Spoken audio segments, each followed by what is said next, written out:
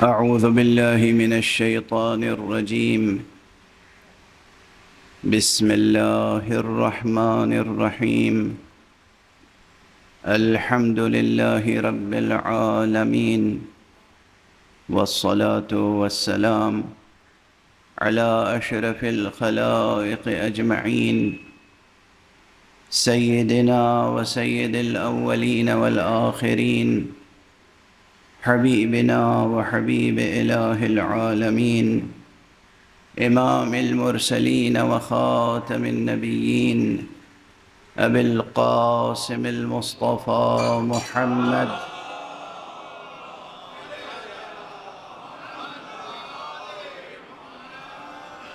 وعلى أهل بيته الطيبين الطاهرين الهداة المهديين المعصومين المظلومين، واللعنة الدائمة على أعداء الحق والدين.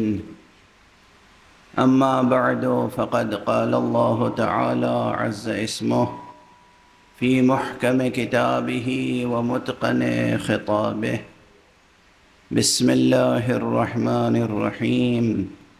شهد الله أنه لا إله إلا هو والملائكة وأولو العلم قائما بالقسط، لا إله إلا هو العزيز الحكيم. صدق الله العلي العظيم.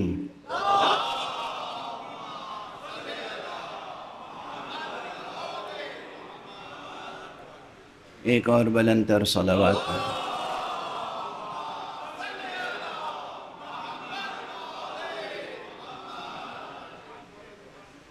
قرآن حکیم کا اعجاز سخن نطق و منطق انسانی کو للکار رہا ہے.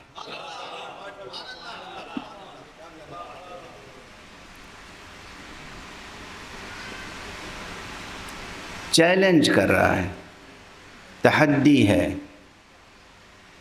دعوت دے رہا ہے کہ اپنی عاجزی کا خود اعتراف کرو.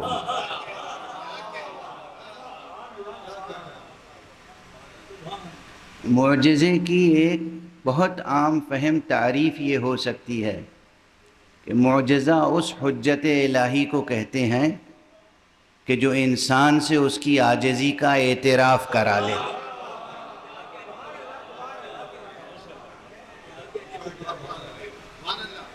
یہ قرآن ہے،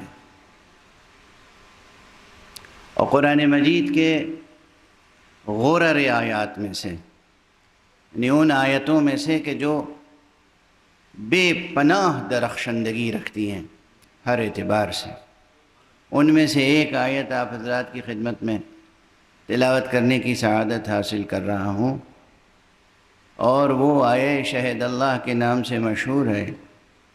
بظاہر اس میں مضمون توحید ہے، اور اسی لیے میں نے عرض کیا تھا کہ یہ ممکن نہیں ہے کہ حسین کی مجلس ہو اور اللہ کا ذکر نہ ہو.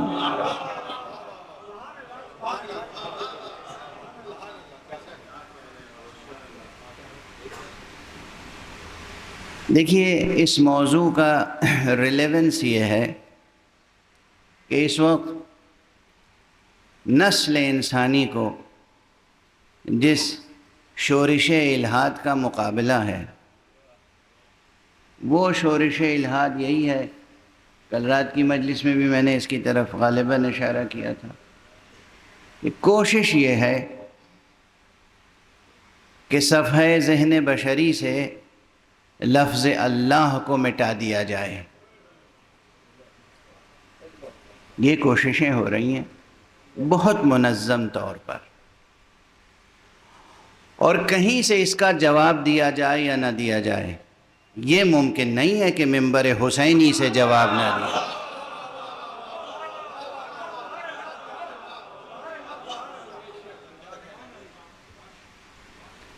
ممکن ہے اور وہ مراکز جہاں سے امید ہوتی ہے کہ جواب آئے گا، ممکن ہے کہ وہ کوئی امداد لے کے چپ ہو جائیں.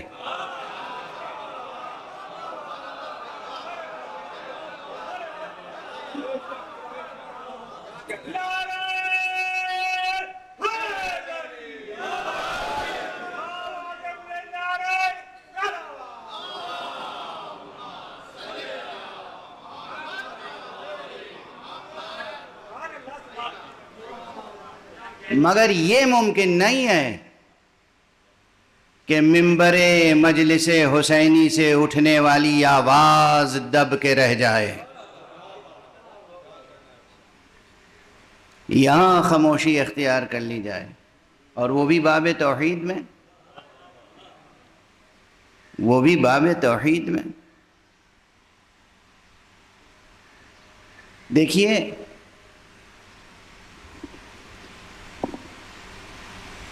توحید وہ حقیقت ہے، ذات حق صمدی، ذات اللہ ایک عبارت کا نام نہیں ہے، ایک اسم کا نام نہیں ہے، ایک زندہ موجود کا نام ہے. اللہ ایک زندہ حقیقت ہے،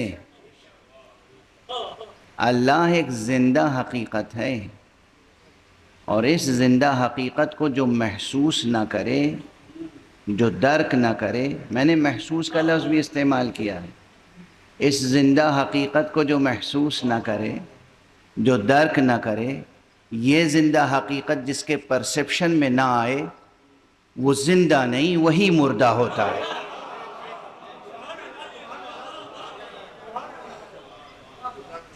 اسی لیے یہ پھیپھڑوں سے سانس لینے والے زندوں کی کوئی قدر و قیمت نہیں ہے. قدر و قیمت ان کی ہے جو اپنے پورے وجود سے نسیم بہشت میں سانس لیتے ہیں اور حضرت حق سبحانہ و تعالیٰ کی معرفت پیدا کرتے ہیں. جوانان عزیز، توحید اگر نہیں ہے آپ کے پاس تو کچھ نہیں ہے. اللہ اگر نہیں ہے کچھ بھی نہیں ہے. اللہ ایک زندہ حقیقت ہے، اس سے رابطہ رکھیے، اس سے رابطہ پیدا کیجئے، اس کی معرفت پیدا کیجئے. زبان سے بھی اعتراف کیجئے، دل سے بھی اعتراف کیجئے، اپنے اعضاء و جوارح سے بھی اعتراف کیجئے. آپ کی ذات بھی مقر ذات ہو، آپ کا کردار بھی مقر صفات اللہ ہو. یہ بہت ضروری ہے. بہرحال وجود اس کا، ہستی اس کی کسی بھی دلیل کی محتاج نہیں ہے. اسی لیے بعض مفسرین اور بعض عرفاء نے کہا ہے کہ دیکھو، قرآن مجید میں کہیں یہ ثابت کرنے کی کوشش نہیں کی گئی ہے کہ اللہ ہے، بس اسے بار بار یاد دلایا گیا ہے. جو چیز ثابت کرنے کی کوشش کی گئی ہے وہ اس کی وحدانیت ہے، یعنی وہ بس ایک ہے. تم نادانی میں، غفلت میں کہیں کسی اور کو اپنا معبود نہ بنا لینا، نہ اپنی خودی کو خدا بنانا، نہ اپنے ہوائے نفس کو معبود بنا لینا، نہ کسی اور شے کو. اسی لیے پورا قرآن مجید بار بار یاد دہانی کراتا ہوا سامنے آتا ہے کہ وہ ایک ہے، وہ ایک ہے، وہ ایک ہے. خود اس ایک آیت میں دیکھ لیجئے، لا الہ کی تکرار دیکھیے. شہد اللہ انہ لا الہ الا ہو والملائکۃ واولو العلم قائما بالقسط لا الہ الا هو العزیز الحکیم. کیا جاہ و جلال ہے، کیا لہجہ مشیت ہے، کیا بیان قرآنی ہے، کیا اس میں نورانیت ہے. میں نے کل گزارش کی تھی غالباً آپ سے کہ اسے ہر شب تلاوت کرنے کی کوشش کیجیے. ایک چیز ہوتی ہے مداومت. مداومت کے معنی یہ ہیں کہ مسلسل، بلا ناغہ، لگاتار کوئی عمل کرنا. اور یہاں پر ایک نقطہ اور عرض کر دوں، اکثر مجھ سے پوچھتے ہیں حضرات، کچھ حضرات تو امتحان کے طور پر پوچھتے ہیں، اور کچھ حضرات واقعاً اس مسئلے میں الجھے ہوتے ہیں، پوچھتے ہیں کہ یہ بتائیے نماز پڑھنے اور نماز قائم کرنے میں کیا فرق ہے؟ بہت کامن سوال ہے نا، اکثر پوچھتے ہیں. چونکہ قرآن مجید میں ہے اقیم الصلاۃ، اقیم الصلاۃ، اقم الصلاۃ لذکری. اقم واحد کے لیے صیغہ امر ہے، اقیمو جمع کے لیے صیغہ امر ہے. تو ترجمہ یہی ہوگا کہ قائم کرو نماز. نماز پڑھنے اور نماز قائم کرنے میں کیا فرق ہے؟ یہ ہمارے اور آپ کے تعلق سے جو بات ہوگی وہ یہ ہے کہ نماز قائم کرنے، یہ قائم کرنے اقیمو یا اقم کے اندر ہی یہ معنی پوشیدہ ہیں کہ زندگی میں ایک بار دو بار نماز پڑھ لینے سے نماز قائم کرنے والے نہیں کہلائیں گے. لگاتار روزانہ 5 وقت کی نماز پڑھتے رہیں گے تو آپ نماز قائم کرنے والے کہلائیں گے.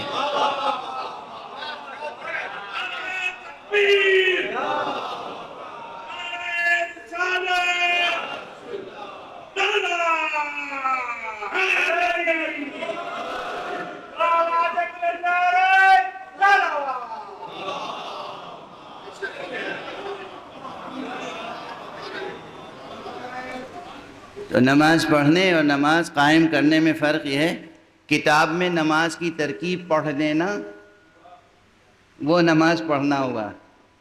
یہ کتاب الصلاۃ ہم نے پڑھ لی، نماز کے احکام پڑھ لیے، نماز کا طریقہ، نماز کی ترکیب پڑھ لی ہم نے،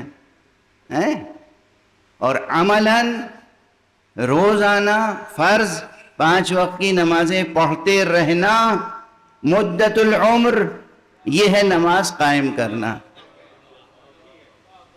یعنی یہ لگاتار مداومت کا مفہوم اس اقیمو میں موجود ہے، اس کے معنی میں موجود ہے. یہ الگ سے میں کوئی اضافہ نہیں کر رہا ہوں، اس کے لیے کوئی الگ سے عبارت یا لفظ لانے کی ضرورت نہیں ہے. اقم الصلاۃ، نماز قائم کرو. قائم کرو کے معنی ہے کہ حق سبحانہ و تعالیٰ نے جو حکم دیا ہے اسے جاری رکھو اپنی زندگی میں. یہ ہے اقیم الصلاۃ. تو بہرحال مداومت کے آثار ہوتے ہیں، اور مداومت کا حکم اس لیے دیا گیا کہ جتنی شدت کے ساتھ ذہن انسانی اور قلب انسانی سفر کرتا ہے، اس کائنات میں کوئی شے اتنی تیزی، اتنی سرعت اور اتنی شدت کے ساتھ سفر نہیں کرتی. فکر کی رفتار بہت تیز ہے. فکر انسانی، قلب انسانی بہت جلد منقلب ہو جاتا ہے. قلب کا نام قلب رکھا ہی اس لیے گیا ہے کہ وہ منقلب ہوتا رہتا ہے.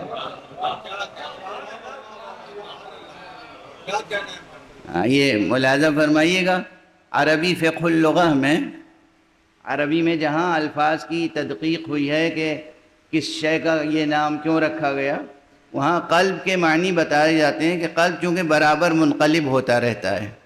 جتنی جلد، جتنی تیز، جتنی بار قلب میں انقلاب آتا ہے، وہ عالم خارجی میں اتنی مرتبہ انقلاب نہیں آتا. تو یہ دل اور یہ ذہن، اس کے انقلاب کی کوئی انتہا نہیں، اس کی سرعت کی کوئی انتہا نہیں، اور دنیا دار غفلت ہے. دنیا دار غفلت ہے، دنیا دار امتحان ہے، دنیا دار ابتلا ہے. اس لیے لازم ہے کہ 24 گھنٹوں میں 5 مرتبہ حق سبحانہ و تعالی سے وابستہ ہوا جائے. اگر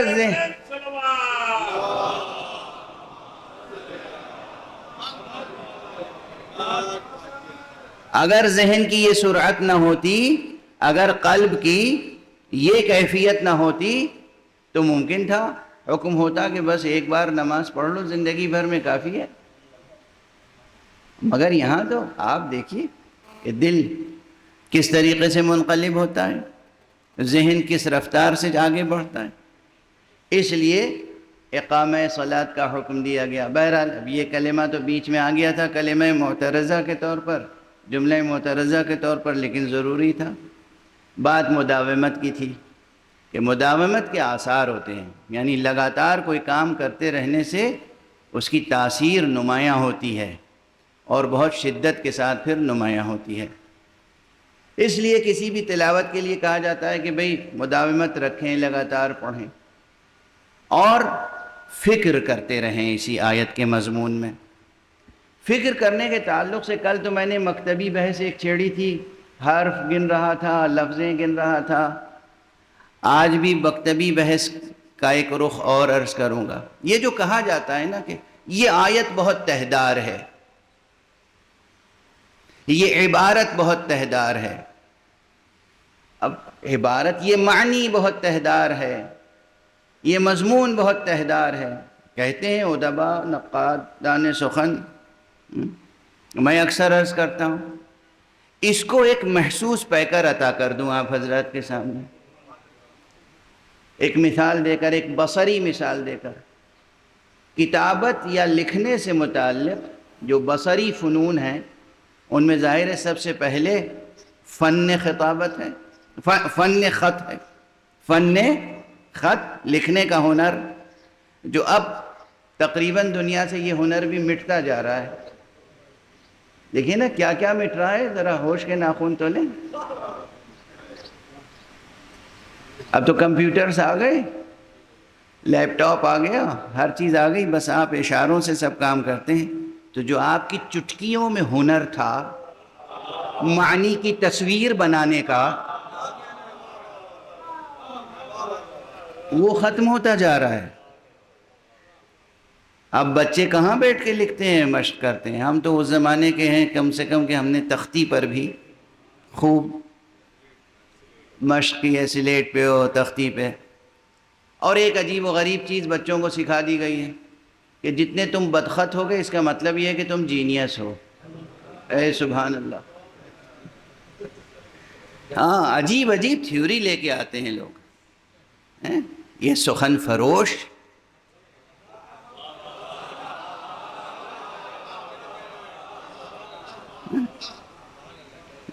ایک بات ڈال دی ذہن میں کہ جس کا ذہن بہت تیز ہوتا ہے، فکر کی رفتار تیز ہوتی ہے، ذہن کی رفتار تیز ہوتی ہے، تو اس کی انگلیاں، اس کا قلم اس کے ذہن کی رفتار کا ساتھ نہیں دے سکتا، تو وہ بدخط ہو جاتا ہے، اس کی ہینڈ رائٹنگ بہت خراب ہوتی ہے۔ تو خراب ہینڈ رائٹنگ کا مطلب یہ ہے کہ تم جینیس ہو۔ کیا پہچان ہے جینیس؟ ایک صلوات پڑھ دیجئے محمد۔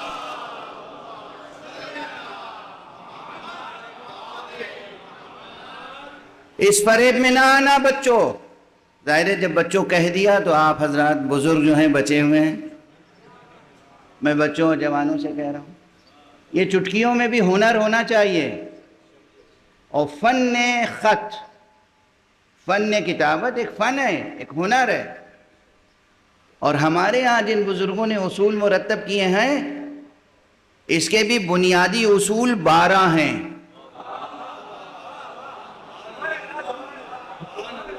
تحقیق کرنا، دیکھنا، سیکھنا، 12 بنیادی اصول ہیں، 12 بنیادی اصطلاحیں ہیں ان بزرگوں نے جنہوں نے یہ نسخ اور نستعلیق کے طریقے ایجاد کیے۔ اور اس کے بعد پھر اس میں ہوا تفنن، فناوری، آرٹ داخل ہوا، انسان کا ذوق جمال داخل ہوا، تحریر کی جمالیات کو نکھارا گیا، اور پھر اس میں طرح طرح کے خط ایجاد ہوئے۔ اس میں سے میں سب کا تو تذکرہ نہیں کر سکتا، یہ صرف شوق دلانے کے لیے، وہی بچوں کو شوق دلانے کے لیے عرض کر رہا ہوں، چونکہ اب مجلسوں میں کہیں ذاتی نشستوں میں بھی کسی ڈرائنگ روم کی ٹیبل ٹاک پر بھی کہیں پر یہ ذکر تو ہوتا نہیں ہوگا. تو اس لیے میں ذکر کر رہا ہوں کہ کاش کسی کے دل میں بھی شوق پیدا ہو جائے. یہ سب فن زندہ رکھے جانے والے فن ہیں.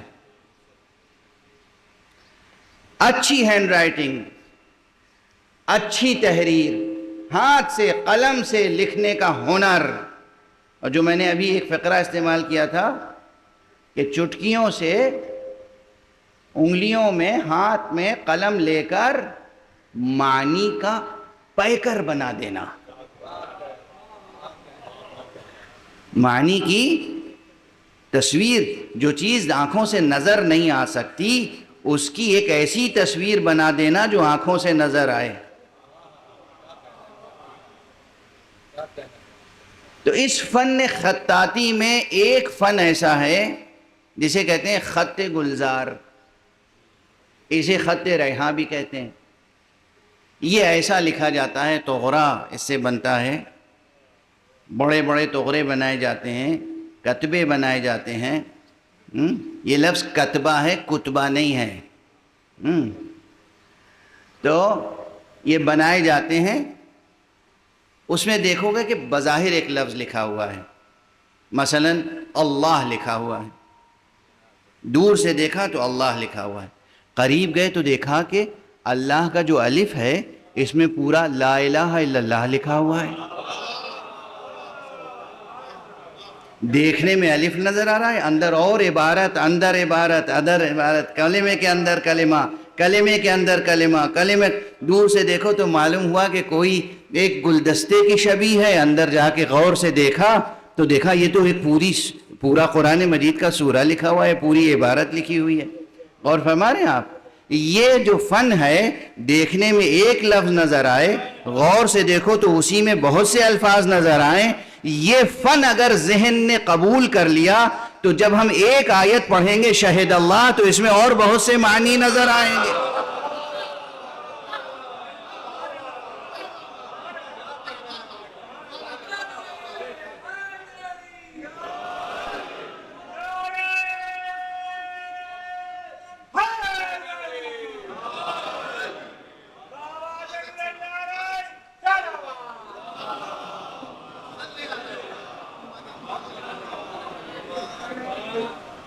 ایسا ہی لکھنے کا ہنر پیدا کریں، ایسا ہی پڑھنے کا ہنر پیدا کریں کہ جو سامنے لکھا ہو اسے دیکھ کر وہ بھی پڑھ لیں جو اس کے اندر لکھا ہوا ہو.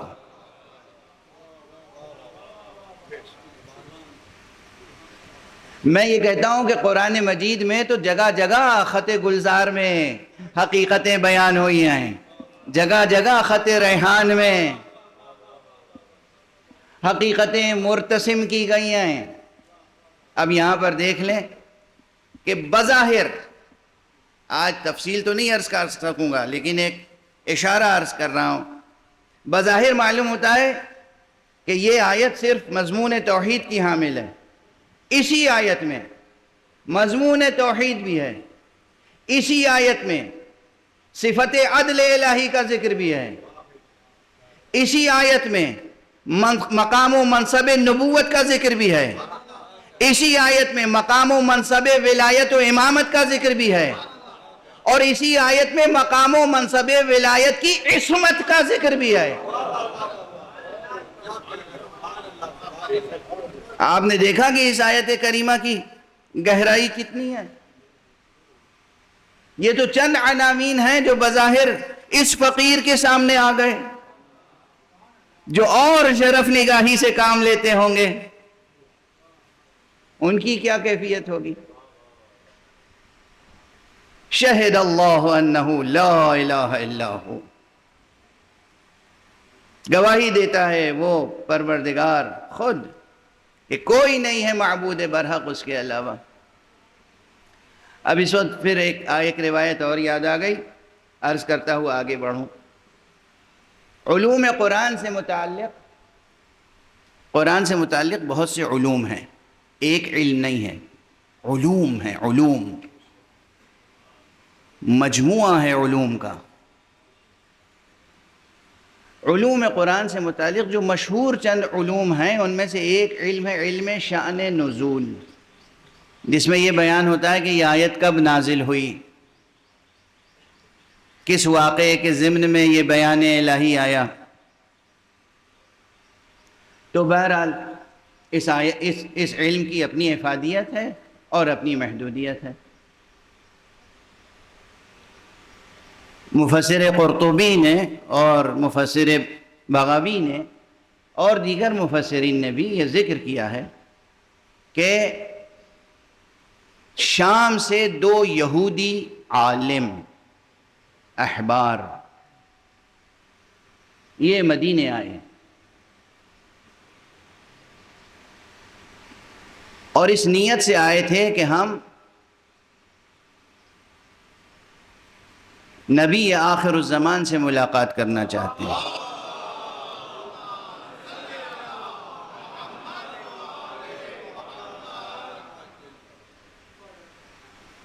دو عالم، یہودی عالم، حبران، 2 یہودی عالم آئے، اور جب وہ مدینے کے قریب پہنچ گئے، مدینے کے اندر داخل ہو گئے، تو مدینے کے آثار یعنی شہر کے آثار کو بغور دیکھا، اور دیکھ کے ایک نے دوسرے سے کہا کہ یہ تو وہی شہر لگتا ہے جو آخری زمانے کے آنے والے پیغمبر کا شہر ہے۔ یہ عبارت میری نہیں ہے، تفسیر میں جا کے دیکھ لیجئے گا۔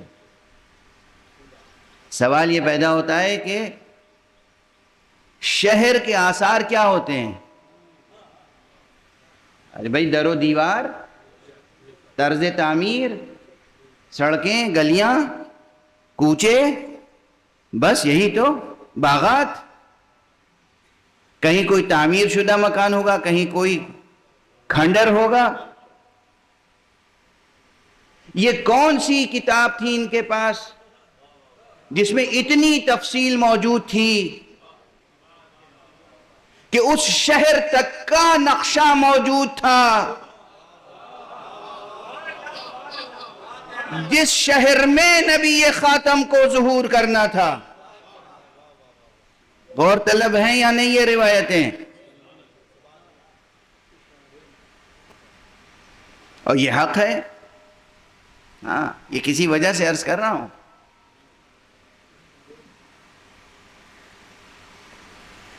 خود قرآن مجید میں یہ آیت موجود ہے، الذین آتیناہم الکتاب یعرفونہ کما یعرفون ابناءہم۔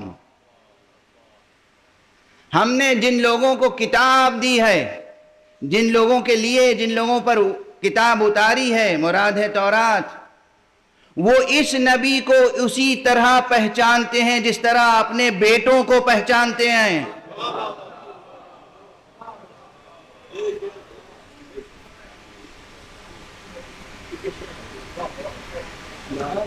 وَإِنَّ فَرِيقًا مِّنْهُمْ لَيَكْتُمُونَهُ وَهُمْ يَعْلَمُونَ، لیکن ان میں سے ایک گروہ ایسا ہے کہ جو اس حقیقت کو چھپاتا ہے جبکہ وہ جانتا ہے، جان بوجھ کر چھپاتا ہے۔ اللہ اکبر!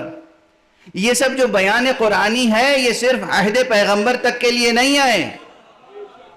ہم اپنی آنکھوں سے دیکھ رہے ہیں بہت سے ایسے ہیں جو حقیقتوں کو جانتے ہیں اور جان بوجھ کر چھپاتے ہیں۔ وہ حقیقتیں ان کی کتابوں میں موجود ہیں اور اس کے باوجود چھپاتے ہیں۔ بہرحال یہ عظیم مقام فکر ہے۔ ایک تو قرآن مجید کی آیت اور اس کے علاوہ اور مقامات بھی ہیں۔ یہ اس لیے عرض کر رہا ہوں کہ ایک عجیب و غریب بحث ہے جس کا حق آج تک ادا نہ ہو سکا۔ علمی بحث ہے، قرآنی بحث ہے، اسلامی بحث ہے، اور عقیدے سے متعلق بحث ہے۔ ہم جب کہتے ہیں، اپنے ائمہ کا تذکرہ کرتے ہیں، 12 اماموں میں سے ہر ایک امام کی بات اگر نبی کریں آپ، صرف امام اول، امیر المؤمنین، امام المتقین، علی ابن ابی طالب علیہ الصلاۃ والسلام کی بات کریں تو ایک سوال برابر اٹھتا ہے کہ یہ بتائیے کہ ان کا قرآن مجید میں ذکر کیوں نہیں ہے؟ یعنی اولاً تو انہوں نے یہ تسلیم کر لیا، فرض کر لیا کہ نہیں ہے، اور اس کے بعد ہم سے جواب طلب کرتے ہیں کہ کیوں نہیں ہے، حالانکہ اب یہ میرا پرانا جملہ ہے کہ جب بھی آپ سے کوئی کہے کہ قرآن میں علی کا ذکر کیوں نہیں ہے، آپ بلا تأمل پوری علمی شجاعت کے ساتھ کہیے، پورے یقین کے ساتھ، کہاں نہیں ہے؟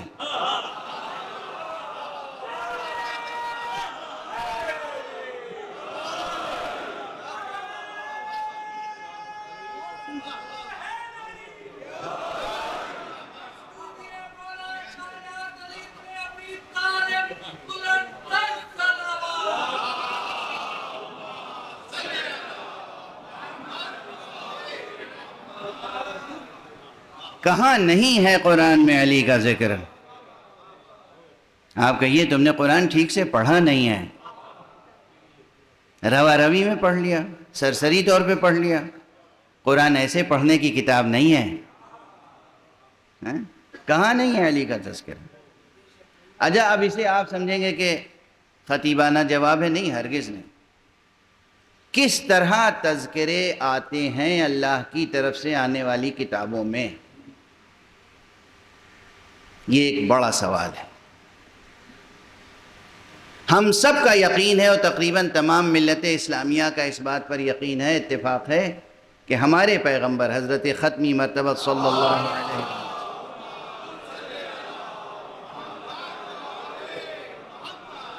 کا ذکر انجیل میں بھی تھا، توریت میں بھی تھا، زبور میں بھی تھا، تمام صحف انبیاء میں تھا۔ اچھا تھا تو کس طرح سے تھا؟ کن لفظوں میں تھا؟ کن استعاروں میں تھا؟ کن تشبیہات کے ساتھ تھا؟ لکھا ہوا تھا کہ محمد ابن عبداللہ ابن عبد المطلب ابن ہاشم اور پورا عدنان تک کا یہ سلسلہ اس طرح لکھا ہوا تھا، یہ جینیالوجی لکھی ہوئی تھی اس طرح سے؟ ایسا تو نہیں تھا۔ پھر کس طریقے سے تھا؟ کہ تھا بھی اور ایسا روشن تھا کہ اس روشنی میں وہ اس نبی کو پہچان سکتے تھے اسی طرح جیسے اپنے بیٹوں کو پہچانتے ہیں، اور پھر بھی نام و نسب وضاحت کے ساتھ نہ تھا۔ یہ کیا اسلوب ہے؟ اور ہمارے آپ یہ بحث اہم ہے یا نہیں؟ ذہن کو بھی جھنجھوڑنے والی ہے، اور قلم کو اٹھا کر اس کا حق ادا کرنے کی بھی ضرورت ہے۔ کس طریقے سے تھا؟ اس فقیر نے تو توریت میں سے ایک آیت تلاش کرنے کے لیے عبرانی زبان تک سیکھنے کی سعی کی، کوشش کی، اور سعادت حاصل کی۔ اور اس طرح کی جو روایتیں ہیں کہ ایک یہودی آیا اور اس نے حضور سے یہ سوال کیا، اور ایک یہودی آیا اور اس نے جناب امیر علیہ السلام سے یہ سوال کیا، اور یہ دو یہودی آئے اور وہ اس ارادے سے آئے۔ اس طرح کی تمام روایتوں میں جہاں عبرانی کے الفاظ ہیں یا بعض ہماری دعاؤں میں، ان الفاظ کی تحقیق کے لیے اس فقیر نے عبرانی زبان براہ راست سیکھی تاکہ اس میں بھی میں کسی دوسرے کا مقلد نہ رہوں۔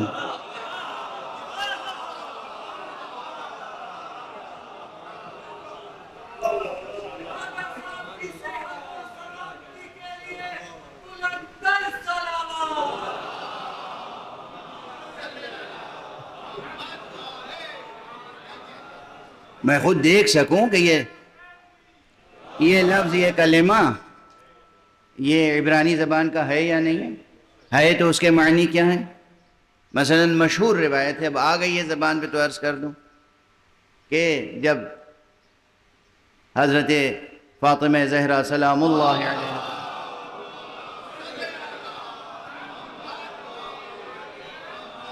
یہاں حضرت امام حسن علیہ السلام کی ولادت ہوئی،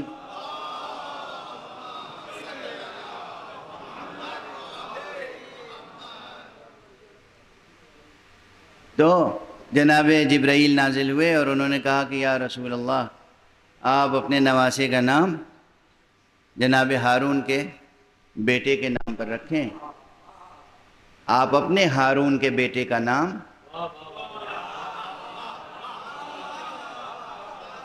موسیٰ کے ہارون کے بیٹے کے نام پر رکھیں. کہا کیا تھا نام؟ کہا شبر تھا. کہا تو یہ تو عبرانی کا لفظ ہے، ہم تو عربی ہیں. تو کہا پھر آپ اپنے بیٹے کا نام حسن رکھیں. اور اسی طرح جب حضرت امام حسین علیہ السلام کی ولادت ہوئی،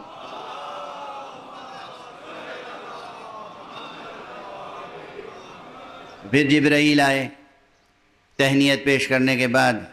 کہا یا رسول اللہ، حضرت ہارون کے چھوٹے بیٹے کا نام شبیر تھا، آپ بھی شبیر رکھیں، شبیر یا شبیر. تو حضرت نے کہا یہ تو عبرانی ہے، ہم تو عربی ہیں. کہا پھر آپ حسین نام رکھیے. اس کے بعد جب جناب محسن کی ولادت کا وقت قریب ہوا اور حضرت کو علم ہوا کہ ایک بیٹا اور فاطمہ کے یہاں ہونے والا ہے، تو پھر جبرائیل آئے اور کہا ایک بیٹا اور ہونے والا ہے، اس کا نام آپ مشبر رکھیے گا. اس لیے کہ ہارون کے تیسرے بیٹے کا نام مشبر تھا. شبر، شبیر، مشبر، یہ سب کلمات عبرانی کے ہیں. میں نے یہ روایت پڑھ لی کتاب میں، لیکن جستجو رہی کہ دیکھوں تو صحیح عبرانی کی کتابوں میں یہ الفاظ، یہ اسماء ہیں یا نہیں، حضرت ہارون کے بیٹوں کے یہ نام تھے یا نہیں، تاکہ جب ہم روایت پیش کریں تو کوئی یہ الزام نہ دے کہ آپ نے گویا کہ ایک ضعیف روایت اور مجعولہ روایت پڑھ دی. تو اس فقیر نے تحقیق کی اور ان اسماء کو ڈسکور کیا، دیکھا اپنی ان آنکھوں سے، اور اس کے بعد لندن میں ایک یہودیوں کے سناگوگ میں جا کے ان کے علماء سے، ان کے احبار سے پوچھا کہ بتائیے یہ درست ہے یا نہیں، اور انہوں نے کہا درست ہے.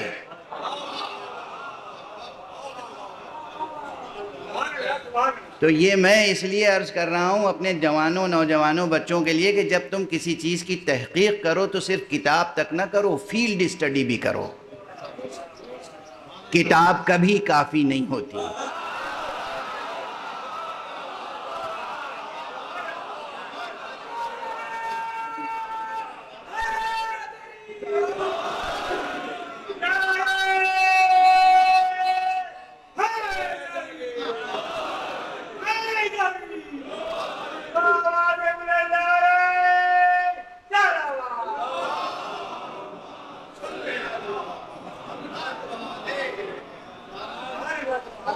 جس علم میں قدم رکھو، جس میدان میں قدم رکھو، جس فن کو حاصل کرو، جس کتاب کو پڑھنے کی کوشش کرو، تو جو حد آخر ہے امکانی وہاں تک پہنچنے کی کوشش کرو.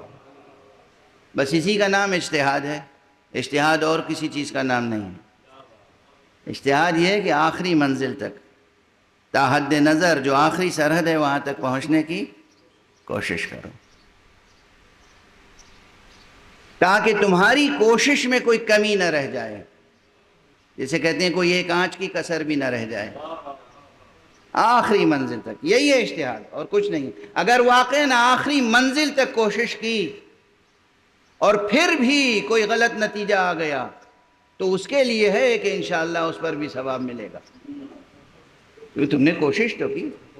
وہ عادل پروردگار جو صرف عادل نہیں ہے، محسن بھی ہے، قدیم الاحسان ہے، وہ کریم ہے، وہ رؤوف ہے، وہ رحیم ہے، وہ ودود ہے. اس کے رحم و کرم کی عطا کی کوئی انتہا نہیں ہے. وہ تمہاری کوششوں پر بھی ثواب دیتا ہے. بہت بار سنی ہوگی یہ حدیث، اس وقت مجھ سے بھی سن لیجئے. کیا عظیم الشان حدیث ہے. کہتے ہیں کہ جب کوئی طالب علم طلب علم کی نیت سے قربتاً اللہ گھر سے نکلتا ہے تو فرشتے اس کے قدموں کے نیچے پر بچھاتے ہیں. جب کوئی طالب علم قربتاً اللہ طلب علم کے لیے نکلتا ہے تو فرشتے اس کے پاؤں کے نیچے، قدموں کے نیچے پر بچھاتے ہیں. یہ حدیث صرف ایک مسلک میں نہیں ہے، علم کا رتبہ سمجھیں اور طلب علم کی سعی و کوشش، جد و جہد کی عظمت کو سمجھیں، اور اس سے کبھی پیچھے نہ رہیں، اس سے باز نہ آئیں۔ بہرحال یہ درمیان میں بات آ گئی تھی تو میں نے عرض کر دی۔ اب اس نقطے کی طرف واپس آ رہا ہوں کہ پرانی کتابوں میں کس طریقے سے تذکرہ موجود ہے سرکار رسالت مآب کا۔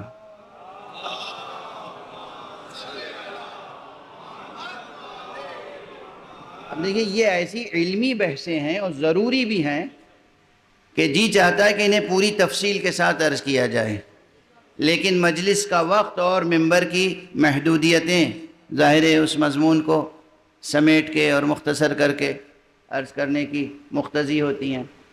تو عرض کر رہا ہوں کہ توجہ رکھیے گا کہ یہ جو دو احبار آئے، یہ جو دو عالم یہودی آئے شام سے، انہوں نے اپنی کتابوں میں، صحیفوں میں اور اس کی تفسیروں میں، اس کی تاویلوں میں جو ان کے ہاں صحیح سندوں کے ساتھ تھی،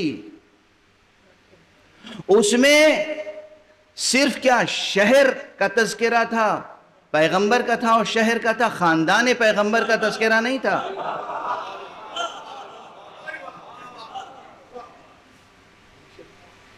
یقیناً وہ سرمایہ انبیاء، وہ میراث نبوت جو آدم سے، ادریس سے، نوح سے، موسیٰ سے، عیسیٰ سے چلی آ رہی تھی، اس میں انتہائی وضاحت کے ساتھ قلم قدرت کے استعاروں کی تشریحیں موجود تھیں، ان تشبیہوں کی وضاحتیں موجود تھیں کہ وہ نبی کون ہوگا، کیسا ہوگا، قد و قامت کیا ہوگا، روح مبارک کیسا ہوگا، منہ مبارک کیسا ہوگا، اور آپ کا نقش قدم کیسا ہوگا، اور آپ کس کی نسل سے ہوں گے، کس کے بطن سے ہوں گے، کس کے صلب سے ہوں گے، کہاں پیدا ہوں گے، کس کے آغوش میں پروان چڑھیں گے۔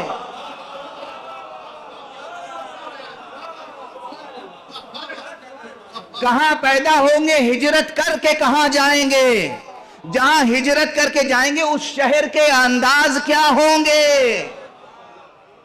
اور دوسری بات یاد رکھیے کہ اکثر اس قسم کی روایتوں میں ایک جملہ آتا ہے کہ احبار یہود، علماء یہود آتے تھے پوچھتے ہوئے نبی آخر الزمان کہاں پیدا ہونے والا ہے، پیدا ہوا یا نہیں ہوا، نبی آخر الزمان کہاں پیدا ہوگا، پیدا ہوا یا نہیں ہوا، نبی آخر الزمان کس خاندان میں پیدا ہوگا، پیدا ہوا یا نہیں ہوا۔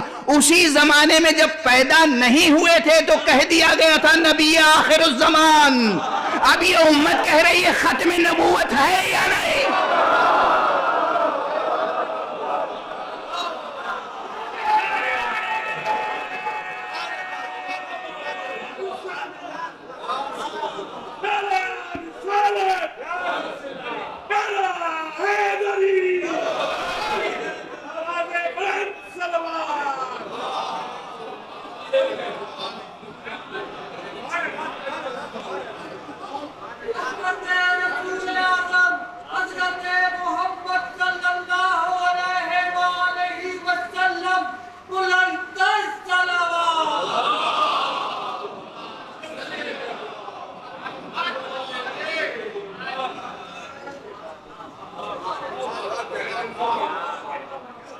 آج بحثیں ہو رہی ہیں ختم نبوت کی تفسیر کیا ہے، ختم نبوت کے معنی کیا ہیں، ختم نبوت سے مراد کیا ہے، نبوت کی کتنی قسمیں ہیں، یہ قسم ختم ہوئی وہ قسم جاری ہے۔ اے سبحان اللہ، چشم بد دور۔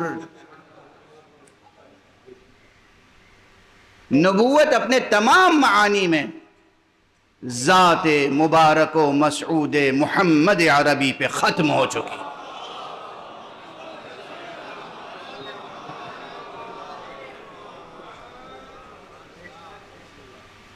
خاتم النبیین بھی وہی ہیں، خاتم النبیین بھی وہی ہیں، نبی خاتم۔ بہرحال اب وقت ختم ہو گیا، آج میں نے بحث چھیڑی ہے، اس بحث کو انشاءاللہ کل مکمل کرنے کی کوشش کروں گا کہ کس طریقے سے میتھوڈولوجی کیا ہو ریڈنگ کی، ریڈنگ تورات کس طرح پڑھیں کہ اس میں سے ذکر مصطفیٰ سامنے آ جائے۔ انجیل کس طرح پڑھیں کہ ذکر مصطفیٰ سامنے آ جائے، صحف انبیاء کس طرح پڑھیں کہ ذکر مصطفیٰ سامنے آ جائے۔ نام نہیں ملے گا محمد ابن عبداللہ مگر ذکر ہے، بالکل اسی طرح جس طرح ہمارے قرآن میں نام نہیں علی ابن ابی طالب مگر ذکر ہے۔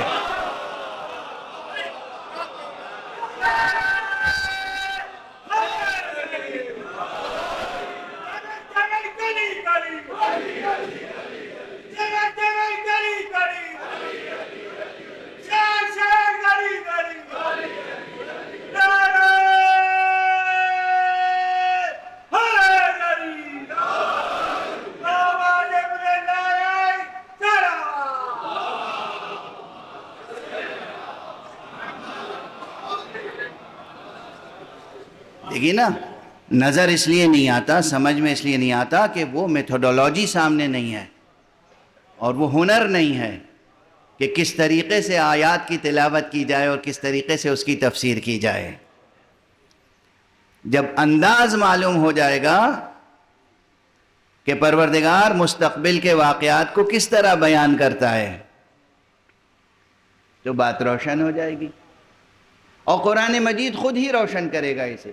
میں اپنی طرف سے کہیں سے کوئی بات لے کر عرض نہیں کروں گا، قرآن مجید کی آیتوں سے وضاحت کروں گا انشاءاللہ، لیکن اب آج دامن وقت میں بھی گنجائش نہیں ہے، اور ظاہر ہے کہ آپ حضرات کی بھی مشغولیتیں ہیں۔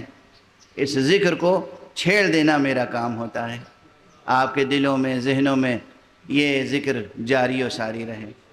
بس ایک نقطے کی طرف توجہ دلا دوں، آپ کی طبیعتیں منقلب ہو جائیں گی، کہ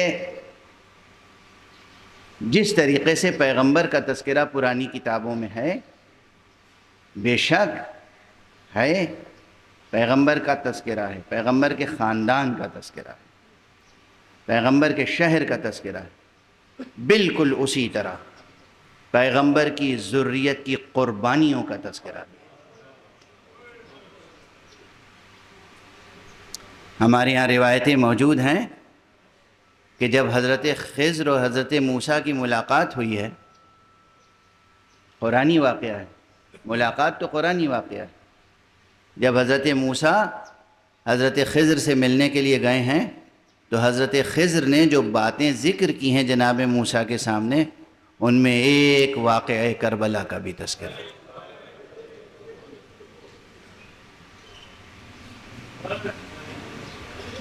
آج 2 محرم ہے، آج 2 تاریخ ہو گئی محرم کی۔ آج مکے سے جو 8 ذی الحجہ کو قافلہ چلا تھا وہ کربلا پہنچ گیا۔ مکے اور کربلا کے درمیان جو واقعات رونما ہوئے، ہر منزل پہ کچھ نہ کچھ تفصیلات ہیں، ہر منزل پہ کچھ نہ کچھ تفصیلات ہیں۔ ایک منزل وہ بھی گزری ہے کہ جہاں قافلہ سرکار سید الشہداء کا چل رہا تھا، آگے بڑھ رہا تھا، تو آپ کے ساتھیوں میں سے کسی نے تکبیر کہی، اللہ اکبر۔ تو امام نے پوچھا پلٹ کے کہ تکبیر کا کیا محل ہے؟ تو کہا کہ خدا کی قسم یہاں سب صحرا تھا، صحرا، ریگستان، بیابان، کبھی یہاں ہم نے کوئی کھجوروں کا باغ نہیں دیکھا، اس وقت مجھے سامنے کھجوروں کا باغ کوئی نظر آ رہا ہے، کوئی نخیل نظر آ رہا ہے۔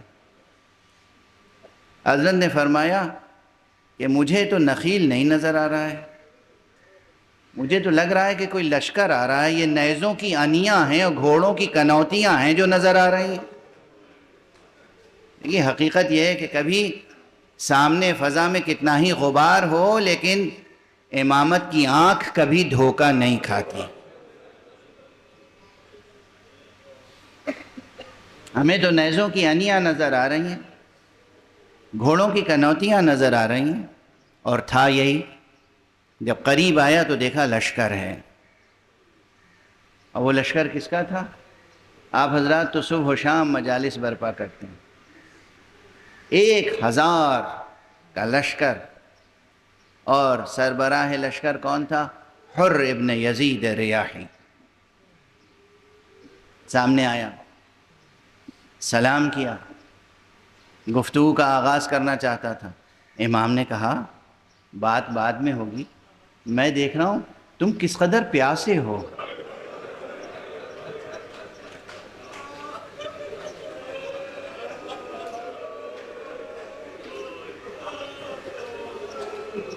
بھلا بتاؤ اس میں کوئی مبالغہ ہے؟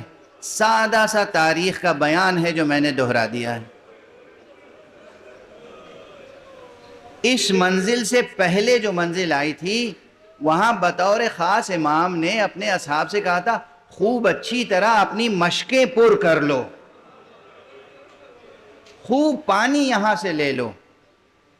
اور اب جب یہاں تشریف لائے اور سامنے یہ لشکر آیا جو پیاسا تھا، سب کے سب پیاسے تھے، اتنے پیاسے تھے، اور اس طرح گھوڑا تیزی سے دوڑا کے آئے تھے کہ گھوڑے بھی پیاسے تھے، گھوڑوں کی زبانیں منہ سے نکل آئی تھی۔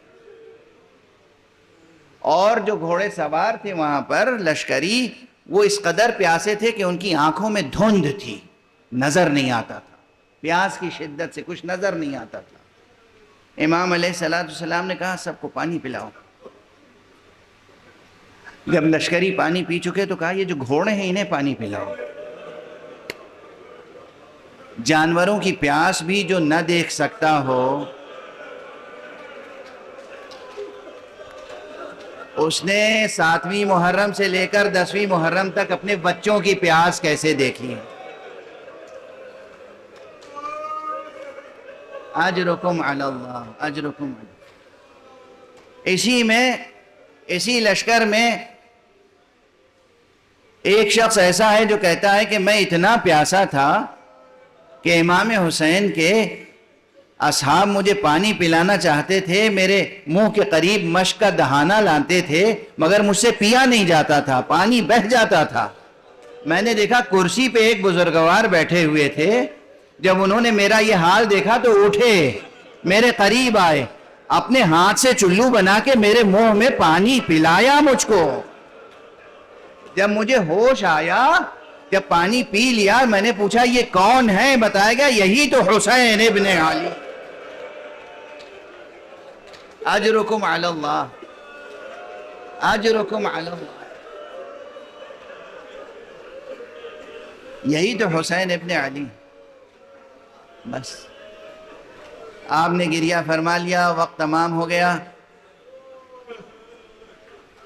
اب میں دست ادب جوڑ کے جس طرح ہر ذاکر کہتا ہے، تقریباً ہر مرثیہ نگار، ہر نوحہ نگار، ہر سلام نگار، آقا یہ آپ کی فیاضی تھی، یہ آپ کی سخاوت تھی، آپ نے دشمن کے پورے لشکر کو سیراب کر دیا، جانوروں تک کو سیراب کر دیا۔ ہائے روز عاشوراء، کس طرح سے خیموں سے العطش العطش کی آوازیں بلند تھی، کس طرح سکینہ کی آوازیں العطش بلند تھی، کس طرح دوسرے بچوں کی آوازیں العطش بلند تھی، کس طرح بیویاں پیاسی تھیں کہ سینوں میں دودھ خشک ہو گئے تھے، اور جس کے نتیجے میں چھماہا شیرخوار بھی پیاسا تھا۔ یہ آقا حسین جنہوں نے پورے دشمن لشکر کو پانی پلایا تھا، یہی حسین تھے جو روز عاشوراء اپنے ہاتھوں پر چھماہے کو لے کے آئے تھے۔ تمہاری نگاہوں میں اگر میں گنہگار ہوں، اس 6 مہینے کے بچے نے تو کوئی قصور نہیں کیا ہے، اس کو تو پانی پلا دو۔ انا للہ و انا الیہ راجعون، رضا بقضائہ و تسلیما لامرہ، انا للہ و انا الیہ راجعون۔